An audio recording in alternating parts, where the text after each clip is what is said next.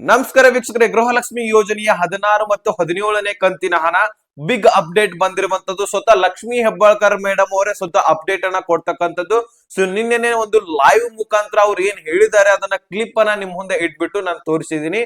So ಹಾಗೆ ಈಗೂ ಕೂಡ ಅವ್ರು ಏನ್ ಹೇಳಿದ್ದಾರೆ ಅದನ್ನ ವಿವರವಾಗಿ ಯಾವ ಜಿಲ್ಲೆಗಳಿಗೆ ಈ ಒಂದು 16, 17ನೇ ಕಂತಿನ ಹಣ ಮೊದಲನೇ ಹಂತದಲ್ಲಿ ಬರಲಿದೆ ಅನ್ನೋದರ ಬಗ್ಗೆ ನಾವು ಈ ಒಂದು ವಿಡಿಯೋದಲ್ಲಿ ಚರ್ಚೆ ಮಾಡೋಣ. ಸೊ ಅದೇ ರೀತಿಯಾಗಿ ಒಂದು 16, 17ನೇ ಕಂತಿನ ಹಣ ಮುಖ್ಯವಾಗಿ ಬೆಂಗಳೂರು ರೂರಲ್ ಸೈಡ್ ಬರ್ತದೆ ಅಂತೆ.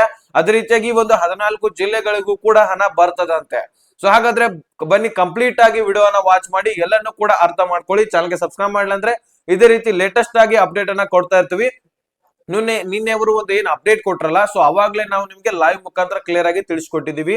ಸೊ ಅದೇ ರೀತಿ ಲೇಟೆಸ್ಟ್ ಆಗಿ ಅಪ್ಡೇಟ್ ಗಳನ್ನ ಕೊಡ್ತಾನೆ ಇರ್ತೀವಿ. ಅದಕ್ಕೆ ಸಬ್ಸ್ಕ್ರೈಬ್ ಮಾಡ್ಕೊಳ್ಳಿ.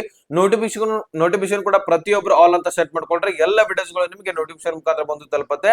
ಅಲ್ಲಿಂದ ವಿಡಿಯೋಸ್ ಗಳನ್ನ ನೋಡ್ಕೊಳ್ಬಹುದು. ಈಗ ಡೈರೆಕ್ಟ್ ಆಗಿ ನಾನು ಟಾಪಿಕ್ ಗೆ ಬಂದ್ಬಿಡ್ತೀನಿ ವೀಕ್ಷಕರೇ. ಈ ಒಂದು ಗೃಹಲಕ್ಷ್ಮಿ ಯೋಜನೆಯ 16 ಮತ್ತು 17ನೇ ಕಂತಿಗಾಗಿ ಎಲ್ಲ ಮಹಿಳೆಯರು ಕೂಡ ವೇಟ್ ಮಾಡ್ತಕ್ಕಂಥದ್ದು. ಜೊತೆಗೆ ನಮಗೆ 18ನೇ ಕಂತಿನ ಹಣ ಕೂಡ ಬಂದ್ರು ಏನ್ ತಪ್ಪಿಲ್ಲ. ಯಾಕಂದ್ರೆ ಈ ಒಂದು ನವೆಂಬರ್, ಡಿಸೆಂಬರ್, ಅದೇ ರೀತಿಯಾಗಿ ಜನವರಿ ತಿಂಗಳ ಹಣ ಕೂಡ ನಮಗೆ ಬರಬೇಕಾಗಿದೆ. ಬರೀ ನವೆಂಬರ್, ಡಿಸೆಂಬರ್ ಅಲ್ಲ, ಜನವರಿ ಕೂಡ ಮುಗಿದೋಗಿದೆ. ಹೀಗಾಗಿ ಆ ಒಂದು 18ನೇ ಕಂತಿನ ಹಣ ಕೂಡ ನಮಗೆ ಬರ್ತಕ್ಕಂಥದ್ದು. ಸೊ ಮೊದಲನೇ ಹಂತದಲ್ಲಿ ನಮಗೆ 16, 17ನೇ ಕಂತಿನ ಹಣ ಜಮಾ ಆಗುವಂತಹ ಸಾಧ್ಯತೆ ಹೆಚ್ಚಾಗಿದೆ. ಸೊ ಈಗಾಗಲೇ 15 ದಿನ ಆಯ್ತಂತೆ. 15 ದಿನ ಆದ್ರೂ ಆಗಿದೆ. ಹಣಕಾಸು ಇಲಾಖೆಯಿಂದ ಹಣ ಬಂದ್ಬಿಟ್ಟು ನಮ್ಮ ಒಂದು ಇಲಾಖೆಗೆ ಹಣ ಬಂದಿದೆ ಅಂತೆ. ಆದ್ರೆ ಇಲ್ಲಿ ಪ್ರೊಸೆಸಿಂಗ್ ಚೇಂಜ್ ಆಗಿದೆ ಅಲ್ವಾ, ಗ್ರಾಮ ಪಂಚಾಯಿತಿಯಿಂದ ಹಣ ಬರ್ತಕ್ಕಂಥದ್ದು ಅಂತ ಹೇಳ್ಬಿಟ್ಟು ಹೇಳಿಕೆಯನ್ನ ಇಲ್ಲಿ ಲಕ್ಷ್ಮೀ ಹೆಬ್ಬಾಳ್ಕರ್ ಮೇಡಮ್ ಅವರು ಕೊಟ್ಟಿರುವಂತದ್ದು. ಸೊ ಹೀಗಾಗಿ ಇಲ್ಲಿ ಪ್ರೊಸೆಸಿಂಗ್ ಒಂದ್ ಸ್ವಲ್ಪ ಚೇಂಜ್ ಆಗತ್ತೆ, ಪ್ರೊಸೆಸರ್ ಚೇಂಜ್ ಆಗತ್ತೆ. ಈಗ ನಿಮಗೆ ಡೈರೆಕ್ಟ್ ಆಗಿ ಮಹಿಳಾ ಮತ್ತು ಮಕ್ಕಳ ಕಲ್ಯಾಣ ಇಲಾಖೆದಿಂದ ಡಿಬಿಟಿ ಟ್ರೆಜರಿ ಪುಷ್ ಆಗಿ ಅಲ್ಲಿಂದ ಬ್ಯಾಂಕ್ ಗಳು ಅಪ್ಡೇಟ್ ಮಾಡ್ಕೊಂಡು ನಿಮ್ಮ ಖಾತೆಗಳಿಗೆ ಹಣ ಜಮಾ ಆಗ್ತಕ್ಕಂಥದ್ದು. ಈಗ ಯಾವ ರೀತಿಯಾಗಿ ಆಗಿದೆ ಅಂದ್ರೆ ಅದನ್ನ ಕ್ಲಿಯರ್ ಆಗಿ ತಿಳ್ಕೊಳ್ಳಿ. ಮೊದಲನೇದಾಗಿ ಹಣಕಾಸು ಇಲಾಖೆದಿಂದ ಮಹಿಳಾ ಮತ್ತು ಮಕ್ಕಳ ಕಲ್ಯಾಣ ಇಲಾಖೆಗೆ ಬರುತ್ತೆ. ಅಲ್ಲಿಂದ ಗ್ರಾಮ ಪಂಚಾಯಿತಿಗೆ ಹೋಗುತ್ತೆ. ಗ್ರಾಮ ಪಂಚಾಯಿತಿಗಳಿಗೆ ಹೋಗಿ ಮತ್ತೆ ಮಹಿಳಾ ಮತ್ತು ಮಕ್ಕಳ ಕಲ್ಯಾಣ ಇಲಾಖೆಗೆ ಬಂದು ಡಿಬಿಟಿ ಮುಖಾಂತರ ನಿಮ್ಮ ಖಾತೆಗಳಿಗೆ ಜಮಾ ಆಗತ್ತಂತೆ.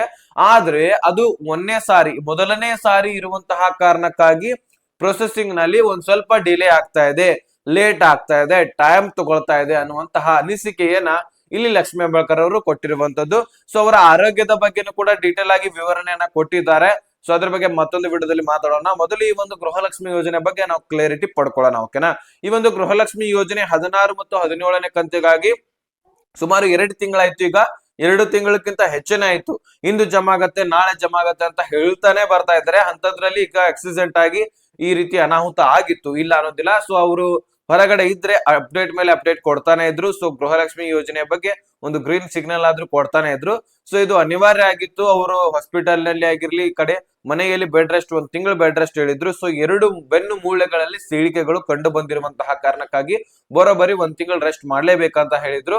ಅಂತದ್ರಲ್ಲಿ ಈಗ ಮತ್ತೆ 2 ವಾರ ಇನ್ನು ರೆಸ್ಟ್ ಮಾಡ್ಬೇಕಂತ ಹೇಳಿದ್ದಾರೆ. ಸೊ ಈ ರೆಸ್ಟ್ ಇರ್ಲಿ, ಆದ್ರೆ ನಾವು ಹಣ ಬಿಡುಗಡೆ ಮಾಡ್ತೇವೆ ಅಂತ ಹೇಳಿದ್ದಾರೆ. ಅವರು ಮನೆಯಲ್ಲಿರುವುದಕ್ಕೂ ಈ ಕಡೆ ಹಣ ಬಿಡುಗಡೆ ಆಗೋದಕ್ಕೂ ಯಾವುದೇ ರೀತಿ ಸಂಬಂಧವಿಲ್ಲ. ಸೊ ನಿಮ್ಗೆ ಹಣ ಬಂದೇ ಬರತ್ತೆ. ಆದ್ರೆ ಈಗ ಗ್ರಾಮ ಪಂಚಾಯಿತಿಗಳಿಂದ ಹಣ ವಾಪಸ್ಸಾಗಿ ನಿಮ್ಮ ಖಾತೆಗಳಿಗೆ ಬರ್ಬೇಕಾಗಿರುವಂತದ್ದು ಒಂದ್ ಸ್ವಲ್ಪ ಟೈಮ್ ತಗೊಳ್ತಾ ಇದೆ ಮೊದಲನೇ ಹಂತದಲ್ಲಿ. ಸೊ ನೆಕ್ಸ್ಟ್ ತಿಂಗಳಿನಿಂದ ಯಾವುದೇ ರೀತಿ ಪ್ರಾಬ್ಲಮ್ ಆಗುದಿಲ್ಲ. ಸೊ ಆದಷ್ಟು ನಿಮ್ಮ ಖಾತೆಗಳಿಗೆ ಜಮಾ ಆಗತ್ತೆ. ನೀವು ಅಲ್ಲಿ ಹೋಗಿ ತೆಗೆದುಕೊಳ್ಬೇಕಾಗಿರುವಂತಹ ಅವಶ್ಯಕತೆ ಇಲ್ಲ. ಸೊ ಸರದಿ ಸಾಲಿನಲ್ಲಿ ನಿಂತ್ಕೊಂಡು ಗ್ರಾಮ ಪಂಚಾಯಿತಿ ಅವ್ರು ಲಪಡಿಸ್ಕೊಂಡು ಹೋಗ್ತಾರಂತ ನೀವೆಲ್ಲರೂ ಕೂಡ ಹೇಳ್ತಾ ಇದ್ರಿ, ಹೌದು ನಿಜಾನೇ. ಸೊ ಯಾರ್ ಬೇಕಾದ್ರೂ ಕೂಡ ಅಲ್ಲಿ ಕಮಿಷನ್ ತಗೊಳ್ಕೊಳ್ಬಹುದು, ಹಣ ಕೊಡದೇನೆ ಇರ್ಬೋದು. ಇನ್ನು ವಯಸ್ಕರರಿಗಂತೂ ಬಂದು ತೆಗೆದುಕೊಳ್ಳಿಕ್ ಆಗೋದಿಲ್ಲ. ವಯಸ್ಸಾದ ಮಹಿಳೆಯರಿಗೆ ಹಣ ತೆಗೆದುಕೊಳ್ಳಿಕ್ ಬರೋದಿಲ್ಲ. ಸೊ ಅವ್ರಂತೂ ಇನ್ನೊಬ್ರು ಕಳ್ಸಿದ್ರು ಸಹಿತ ಅವರೇ ಬರ್ಬೇಕಂತ ಹೇಳ್ಬಿಡ್ತಾರೆ. ಸೊ ಹೀಗಾಗಿ ಅವ್ರಿಗೆ ಹೋಗ್ಲಿಕ್ಕೂ ಬರೋದಿಲ್ಲ, ಅಲ್ಲಿರುವಂತಹ ಹಣ ಅವ್ರಿಗೆ ಉಳಿದ್ ಬಿಡತ್ತೆ. ಸೊ ಹೀಗಾಗಿ ಈ ರೀತಿ ಪ್ರೊಸೆಸಿಂಗ್ ಇಲ್ಲ ಅದು. ಸೊ ಯಾರು ಕೂಡ ತಲೆ ಕೆಡ್ಸ್ಕೊಳ್ಳುವಂತ ಅಗತ್ಯವಿಲ್ಲ. ನೀವು ಅಲ್ಲಿ ಹೋಗಿ ನಡೆದಾಡ್ಕೊಂಡು ಅಥವಾ ಯಾವುದೇ ರೀತಿ ಹೋಗಿ ನಗದು ಕೈಲೇ ತೆಗೆದುಕೊಳ್ಳುವಂತಹ ಅಲ್ಲಿ ಅವಕಾಶವಿಲ್ಲ. ಸೊ ಡೈರೆಕ್ಟ್ ಆಗಿ ಡಿಬಿಟಿ ಮುಖಾಂತರನೇ ಬರುತ್ತೆ. ಹೀಗಾಗಿ ಪ್ರತಿಯೊಬ್ರು ಕೂಡ ಯಾರು ಕೂಡ ತಲೆ ಕೆಡ್ಸ್ಕೊಳ್ಬೇಡಿ. ಸೊ ಈಗಾಗಲೇ ಬಹಳಷ್ಟು ಜನ ತಲೆ ಕೆಡ್ಸ್ಕೊಂಡಿದ್ರಿ. ಗ್ರಾಮ ಪಂಚಾಯಿತಿ ಅಂದ ಬಳಿಕ ಕಮಿಷನ್ ತೆಗೆದುಕೊಳ್ತಾರೆ, ಹಣ ಲಂಚಕೋರರು ಇದ್ದಾರೆ ಅಂತ ಹೇಳ್ಬಿಟ್ಟು ಹೇಳ್ತಾ ಇದ್ರಿ. 100% ಇದು ಆಗ್ತಕ್ಕಂತಹ ಒಂದು ಸನ್ನಿವೇಶನ ಇರತ್ತೆ. ಆದ್ರೆ ಈ ರೀತಿ ಸಿಚುವೇಶನ್ ಇಲ್ಲ. ಸೊ ಈಗ ನಿಮಗೆ ಡಿಬಿಟಿ ಮುಖಾಂತರ ಹಣ ಜಮಾ ಆಗುತ್ತೆ. ಹೀಗಾಗಿ ಪ್ರತಿಯೊಬ್ಬರಿಗೂ ಕೂಡ ಡೈರೆಕ್ಟ್ ಆಗಿ ನೇರವಾಗಿ ನಿಮ್ಮ ಖಾತೆಗಳಿಗೆ ಜಮಾ ಆಗ್ತಕ್ಕಂತಹ ಕೆಲಸ ಸದ್ಯಕ್ಕೆ ಸರ್ಕಾರ ಮಾಡಲಿದೆ. ಸೊ ಇನ್ನು 2 ವಾರ ಅವ್ರಿಗೆ ಬೆಡ್ ರೆಸ್ಟ್ ಇದೆ. ಆದ್ರೆ ಈ ಕಡೆ ಹಣ ನಿಮ್ಗೆ ಬಿಡುಗಡೆ ಮಾಡ್ತೇವೆ ಅಂತ ಹೇಳಿದ್ದಾರೆ. ಸೊ ಅಲ್ಲೇನ್ ಪ್ರಾಬ್ಲಮ್ ಇಲ್ಲ. ಇಷ್ಟು ನಿಮಗೆ ಅಪ್ಡೇಟ್ ಲೇಟೆಸ್ಟ್ ಆಗಿ ಕೊಟ್ಟಿದ್ದೀನಿ. ಇನ್ನು ಯಾವ ಜಿಲ್ಲೆಗಳಿಗೆ ಬರ್ತಾ ಇದೆ, ಬೆಂಗಳೂರು ರೂರಲ್ ಸೈಡ್ ಯಾವ ಜಿಲ್ಲೆಗಳು ಬರ್ತಾವ ನೋಡಿ, ಸೊ ಅವ್ರೆಲ್ರಿಗೂ ಕೂಡ ಬರುತ್ತೆ. ಅದನ್ನ ಹೊರತುಪಡಿಸಿ ಅವುಗಳನ್ನ ಬಿಟ್ಬಿಟ್ಟು ಮತ್ತೆ ಯಾವ ಜಿಲ್ಲೆಗಳಿಗೆ ಬರ್ತದೆ ಮಧ್ಯದ ಅಂದ್ರೆ ಇಷ್ಟು ಜಿಲ್ಲೆಗಳಿಗೆ ಈಗ ಬಂದ್ರೆ ಮತ್ತೆ ಉಳಿದ ಜಿಲ್ಲೆಗಳಿಗೆ ಯಾವಾಗ ಬರುತ್ತೆ, ಯಾವ ಜಿಲ್ಲೆಗಳಿಗೆ ಬರುತ್ತೆ ಅನ್ನುವಂಥದ್ದನ್ನ ನಾವೀಗ ನೋಡೋಣ. ಸೊ ಬೆಂಗಳೂರು ಆಗಿರ್ಲಿ, ಮೈಸೂರು ಆಗಿರ್ಲಿ, ಹಾಸನ ಆಗಿರ್ಲಿ, ಗದಗ ಆಗಿರ್ಲಿ, ಬಳ್ಳಾರಿ ಆಗಿರ್ಲಿ, ಅದೇ ರೀತಿಯಾಗಿ ಕಲಬುರಗಿ ಜಿಲ್ಲೆ ಆಗಿರ್ಲಿ, ಉಡುಪಿ ಆಗಿರ್ಲಿ, ಯಾದಗಿರಿ ಆಗಿರ್ಲಿ, ಧಾರವಾಡ ಆಗಿರ್ಲಿ, ಮತ್ತೆ ಹಾಸನ ಜಿಲ್ಲೆಗಳಿಗೆ ಹಣ ಬರ್ತಾ ಇದೆ ಅಂತೆ. ಸೊ ಯಾರು ಕೂಡ ತಲೆ ಕೆಡ್ಸ್ಕೊಳ್ಬೇಡಿ. ಸೊ ಇದೇ ಜಿಲ್ಲೆ ಅಂತಾನು ಕೂಡ ತಲೆ ಕೆಡ್ಸ್ಕೊಳ್ಬೇಡಿ.